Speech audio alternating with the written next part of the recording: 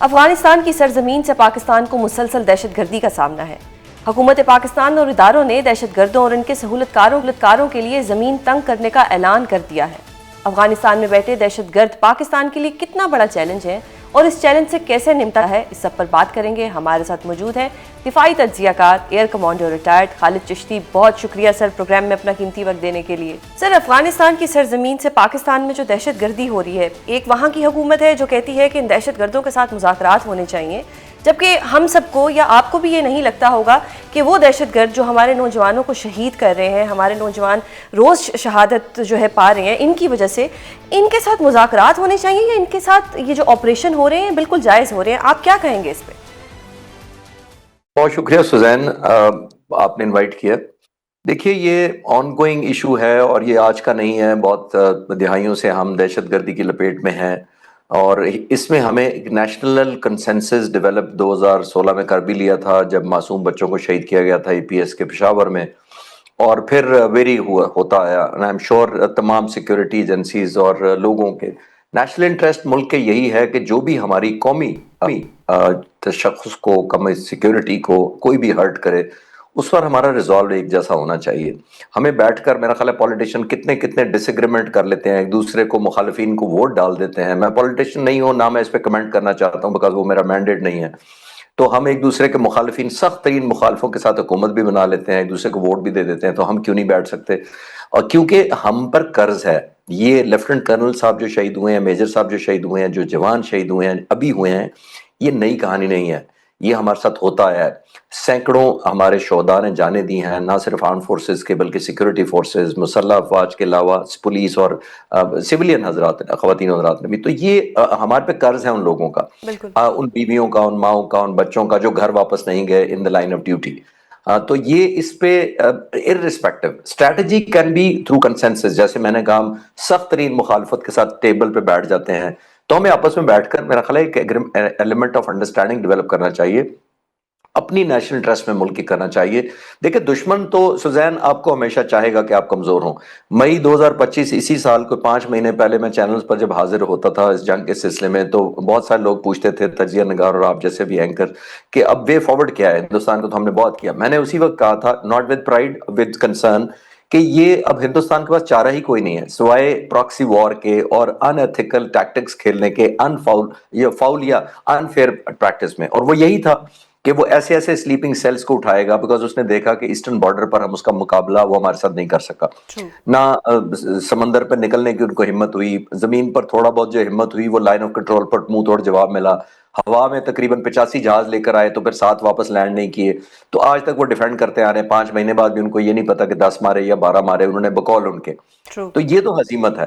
جب اس کا وہ مقابلہ نہیں کر پائیں گے تو ان کے پاس یہی ایک آپشن رہ جاتی ہے کہ وہ ایسی سافٹ بیلی کو ہٹ کریں جہاں پر ہمارے اندر ایلیمنٹ آف ڈسکنیکٹ زیادہ ہو، تھوڑا سا نسبتاً۔ اور ظاہر ہے اس کو افغانستان حکومت ایک ایسا پلیٹ فارم مہیا کر رہی ہے اور پہلے بھی کرتی رہی ہے، جس کو ایک چیز سوزین، آخری بات اس پہ ذہن میں رکھنا چاہیے کہ یہ آسان نہیں ہوتا ٹیررزم کے خلاف لڑنا، یہ راؤنڈ دا کلاک ویجیلنس ہوتی ہے، کیونکہ انیشیٹو آپ کے دشمن کے پاس ہوتا ہے، چوائس آف ویپنز اس کے پاس ہوتا ہے۔ بالکل، میرا اگلا سوال بھی آپ سے یہی تھا کہ یہ آپریشن کب تک ہوتے رہیں گے اور کب ہمارا ان لوگوں سے چھٹکارا ہمیں ملے گا، کب ہماری جان چھوٹے گی؟ ان کی وجہ سے ہمارے لوگ شہید ہو رہے ہیں۔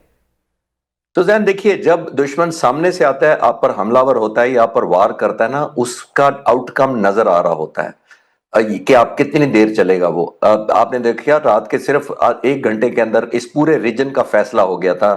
نیو وارفیئر، جس کو امریکن پریزیڈنٹ نے کہا تھا، new form of warfare set up ہو گئی تھی۔ کیوں؟ کیونکہ دشمن سامنے سے آ رہا تھا، ہمارا مقابلہ کر رہا تھا، ہم فرنٹ پر گئے اور ہم نے ایسا موڑ توڑ جواب دیا کہ تاریخ کا حصہ بن چکا ہے۔ وہ اس صورت میں ہوتا ہے جب ڈکلیئرڈ وار ہوتی ہے۔ جب آپ کی انڈکلیئرڈ وار ہوتی ہے، ہڈن ہوتی ہے، پراکسی ہوتی ہے، پلیٹ فارم نہیں پتا ہوتا، انیشیٹو نہیں پتا ہوتا، میڈیم نہیں پتا ہوتا، ٹائمنگ نہیں پتا ہوتے اور ٹارگٹ نہیں پتا ہوتا، جب یہ ساری چیزیں انیشیٹو آپ کے دشمن کے پاس چلا جاتا ہے تو پھر ظاہر ہے آپ کو زیادہ ویجیلنس چاہیے، آپ کو بہت زیادہ انرجی چاہیے، کیونکہ چوائس اس کے پاس ہے۔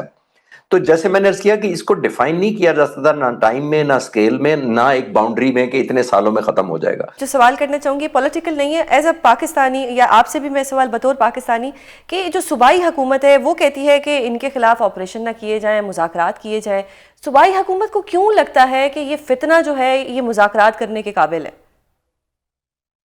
دیکھیں میں کسی پالیٹکس یا اس میں تو میرا مینڈیٹ بھی نہیں ہے، میری کوئی قابلیت بھی نہیں ہے، لیکن آپ کے گھروں میں بھی اختلافات ہو جاتے ہیں، آپ بہن بھائی بھی بیٹھتے ہیں، ماں باپ کے ساتھ بیٹھتے ہیں، کنسنسس ڈیولپ کر دیتے ہیں جب آپ کو انسیکیورٹی ایلیمنٹ ہوتا ہے۔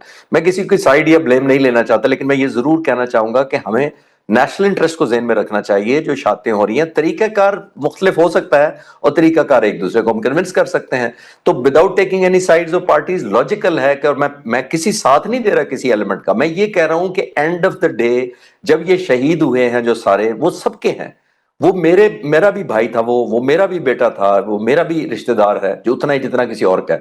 تو آئی تھنک ہمیں یہ دیکھنا چاہیے کہ ہم نیشنل کنسنسس ڈیولپ کریں پہلے۔ ہمیں نان انگیجمنٹ کی آپس میں پالیسی کی، یہ تو فیور کرتی ہے دشمن کو، یہ تو میں as a student of strategy آپ کو کہہ سکتا ہوں۔ ہمارے گھر کے لوگ ایک دوسرے کو جب برا بھلا کہیں گے تو یہ ایگزیکٹلی دشمن کو بہت سوٹ کرتا ہے، ٹرو. تو اس پہ تو ہمیں نہیں جانا چاہیے نا۔ میں یہی تو کہہ رہا ہوں کہ ہندوستان کے اندر اس وقت افغانستان کے فورن منسٹر موجود ہیں 9-10 دن کے دورے پہ۔ اب وہ 9-10 دن کیا کریں گے؟ ایکسیپشنل ہے، انہوں نے اپنی ایمبیسی کھولنے کا ایگریمنٹ کر لیا ہے، ہماری فیور میں تو وہ نہیں ہے ایمبیسی کھولنا۔ اور اگر ان کو یہ پتہ لگے گا کہ یہ اندرون ملک آپس میں نا اتفاقی اتنی ہے تو وہ تو سیلیبریٹ کریں گے۔ صحیح. تو ہمیں، میں کسی کو نہیں کہہ رہا کون صحیح ہے کون غلط ہے، لیکن ہمیں کنسنسس ڈیولپ کر کے ایک نیشنل ریزالو، جیسے آرمی پبلک سکول کے بچوں کی شہادت کے بعد ایک ایکشن پلان بن گیا تھا، اسی طرح پہ دوبارہ ریوائیو کرنا چاہیے تاکہ سر پوری قوم جی، مسلح ہو۔ جو پاکستان جو ہے، کیا وہ ڈائریکٹلی افغانستان میں جو یہ دہشت گردوں کے ٹھکانے ہیں ان کو ڈائریکٹلی ہٹ کر سکتا ہے؟ یہ بہت اچھا سوال ہے آپ کا، اور کہنا چاہیے ایتھیکلی یا ڈپلومیٹکلی نو، لیکن اس کا طریقہ بھی ہے ایک، وہ جو میں عرض کر دیتا ہوں کہ میرے ذہن میں کیا پکچر ہے۔ میرے ذہن میں یہ پکچر ہے سوزین، دیکھیے ہم بہت عرصے سے لیس ریلیونٹ تھے دنیا کی نظر میں۔ امریکہ بھی ہمیں شکوک کی نظر سے دیکھتا تھا کہ پاکستان اس طرف ہے یا اس طرف ہے، تم ہمارے ساتھ ہو کہ دوسری طرف ہو، اتنے 2-3-4 دہائیوں سے یہی چلا تھا۔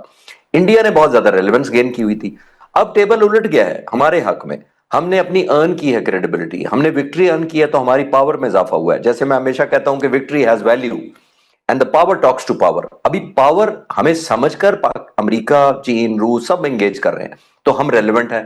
ایک اور جو خطے میں ہماری بہتری کے ہمارے حق میں ہوا ہے وہ یہ ہے کہ جو اسرائیل نے اٹیک کیا قطر پر، مسلمانوں کو متحد کیا، پاکستان اور امریکہ کی عام ڈیل ہو گئی، ڈیفنس سیکورٹی پیکٹ ہو گیا۔ سعودی عرب کے بہت اچھے تعلقات ہیں طالبان کے ساتھ، ہمیں وہ گڈ آفس یوز کرنا چاہیے کنگ کا اور کراؤن پرنس کا کہ ہمیں انگیج کرائیں تاکہ ان کو ہمیں شور کرائیں کہ دوسرا ایک اور بہت بڑا پلیٹ فارم ہے چائنا کا۔ چائنا کی بہت بڑی کلیبریشن ہے، چائنا انویسٹ بھی کر رہا ہے افغانستان کے اندر۔ ان دو ملکوں کو مل کر چوتھا افغانستان ملے، ہم چاروں مل کر چاہے وہ کانفرنس کریں چاہے کسی جگہ اکٹھے ہوں، اس میں ہم طے یہ کریں کہ اگر تو آپ خلاف ہیں ٹیررزم کے، جو کہ وہ کہیں گے کہ ہم ہیں، تو ہم کہیں گے کہ آپ ان کو نیوٹرلائز کریں پھر اپنے طالبان کو، دہشت گردوں کو، اور اگر آپ کی کیپیسٹی نہیں ہے تو پھر آپ کے بہاف پہ ہمیں اجازت دیں کہ ہم اندر آ کر سکتے ہیں، ہماری الحمدللہ تو کیپیسٹی ہے۔ صحیح. تو یہ آئی تھنک ہم ایک لیگل فریم ورک میں چلے جائیں گے جس کے اندر دو ملک گارنٹیئر ہوں گے، جس کے اندر طالبان حکومت یہ شور کرائے کہ اچھا اگر ہمیں لگا کہ ہم نہیں کر سکتے تو پھر آپ ناک آؤٹ کریں ان کو، وہ ہماری کیپیسٹی بھی ہے لیکن ہمیں ایک مورل ہائی گراؤنڈ مل جائے گا اس طرح۔ صحیح. سر ابھی جو غزہ میں حماس اور اسرائیل کا امن معاہدہ ہے اس کو آپ کس طرح سے دیکھتے ہیں؟ دیکھیے بہت اوور آل تو کوئی بھی کوئی انسان ہو تو وہ بے حسی ہوگا اگر وہ کہے کہ معاہدہ اچھا نہیں ہے کیونکہ بلڈ شیڈ رک گیا، ٹرو. لیکن یہاں بات ختم نہیں ہوتی۔ میں as a student of strategy یا ملٹری ہسٹری جتنی میں نے پڑھی ہے، میں بہت خوش ہوں کہ بلڈ شیڈ رک گیا، بہت قیمت دی، 70-80 ہزار لوگوں نے قیمت دی، لیکن جو اسرائیل کا ٹریک ریکارڈ ہے وہ بڑے مشکوک مجھے بناتا ہے اس پورے سچویشن کو۔ وہ کیسے، اب میں عرض کر دیتا ہوں۔ دیکھیے دنیا میں کہیں بھی جب یہ اس طرح کی موومنٹ چلتی ہے ان کو انگیج کرنا پڑتا ہے، پھر ان کو چینلائز کرنا پڑتا ہے۔ P L O, Palestinian Liberation Organisation, 1960 میں اس نے مسلح جدوجہد شروع کی تھی، لیڈ بائی یاسر عرفات صاحب۔ پھر 1993 میں اور 95 میں آ کر ان کو انگیج کیا گیا، اوسلو ایگریمنٹ کیا گیا یاسر عرفات کے ساتھ، اور ان کو کہا گیا کہ آپ اگر سرنڈر کر دیں اور ویپن کی جو آرمڈ آپ کی ریزسٹنس ہے اس کو چھوڑ دیں تو ہم آپ کو ایک وے فارورڈ بتاتے ہیں۔ آج بھی وہ ایگریمنٹ اٹھا کر دیکھ لیں، اس پر لکھا تھا کہ this will set a 2 state solution in the future. اب دیکھیے 2 ملکوں کی اس میں گنجائش بنے گی بعد میں۔ 32 سال ہو گئے سوزین اس ایگریمنٹ کو، آیا وہ 2 اسٹیٹ ہو سکا کوئی؟ The answer is know.